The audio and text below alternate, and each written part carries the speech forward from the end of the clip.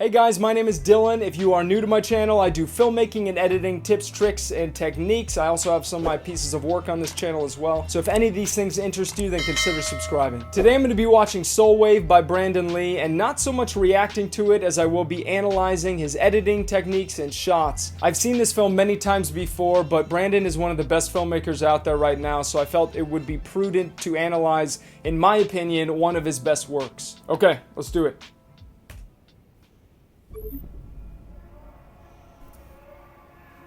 Yeah, right here you have the vertigo effect where he is moving in with the drone and pulling back, scaling back in post, or vice versa. A little masking out as he's moving underneath the building. I did a tutorial on that if you guys want to check that out.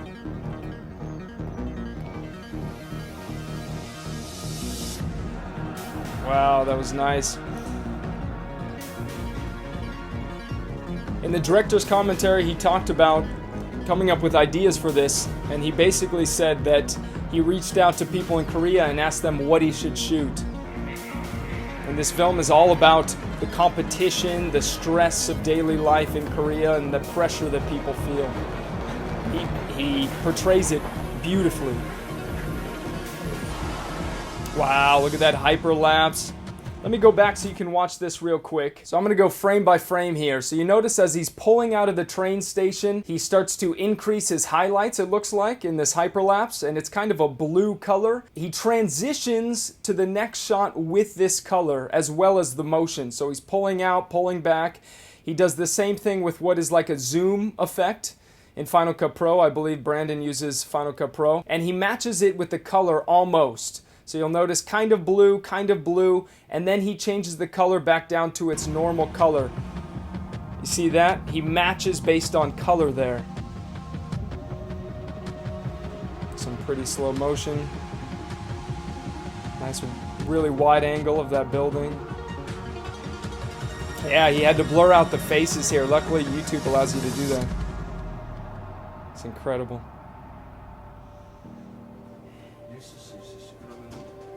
Apparently plastic surgery is huge in Korea. The pressure to always look good. I mean, I guess that's everywhere, right?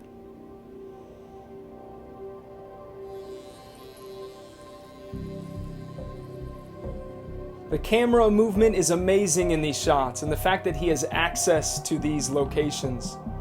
Yeah, wow. Wow. Let's go back real quick. So watch this. He dissolves the picture of the man with the tattoos into a man with similar tattoos, pulls back with his gimbal, and pans down here. And most likely he could be using an application by Motion VFX called M-Shade, or he could be using a graduated mask that pushes up and then he adds these bars so it looks like he's going through a floor into the next shot and then finishes it off with that graduated mask. He could be doing it manually, or he could have a program for that. I'm not quite sure.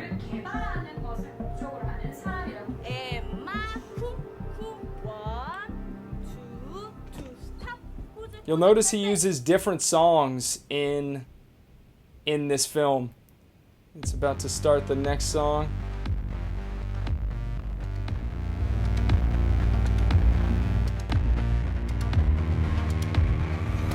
Wow, beautiful mask up.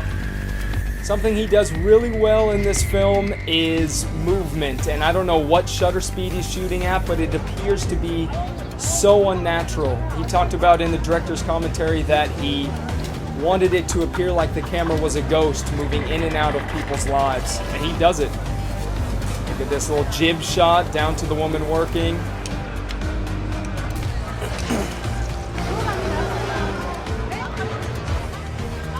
Like whip hand. So he started the camera whipping right and then used that to transition into the, wow, look at that hyperlapse. He used that to transition to the next shot, which was also whipping to the right. He has so many beautiful breaks in this film. That's something travel videos don't have a lot of. It's something I'm guilty of, is breaks where there is no music at times.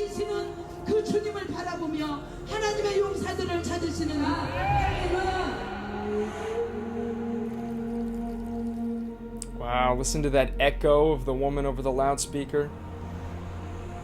That was beautiful. Yeah, look at this shot, incredible. Pushing in with the gimbal and then rotating down and then tracking it into that camera, into the phone, I mean.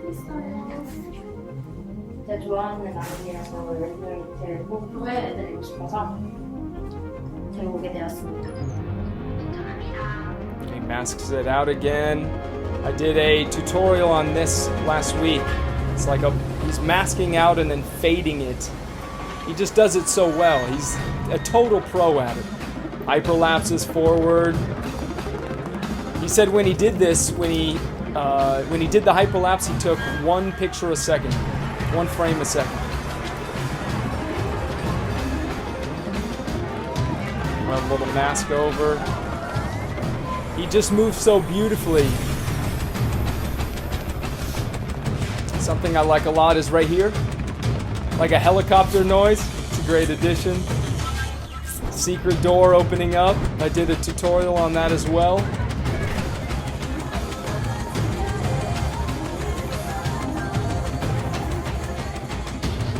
Notice the music, everything is building up. Things are getting more intense. The camera's moving faster. Wow. Transitions that TV to the next TV.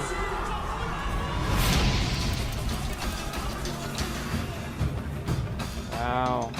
Masks that window out. 22 seconds. Things are building. People are dancing.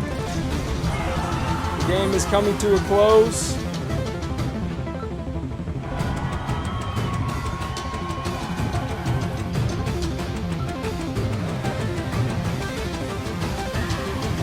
You notice he's scaling in right here with all these shots. Everything is moving forward. And then now it's moving forward faster and faster and faster. It's pushing in and pushing in and pushing in. Wow, little mask through the eye. Boom, pushing in more. He's scaling in. You notice how it's starting to distort. Boom, and then he pulls it back out for the win.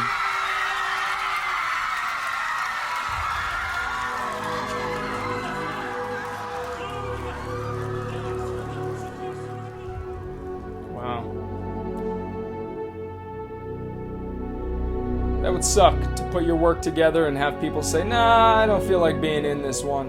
You have to mask out their face.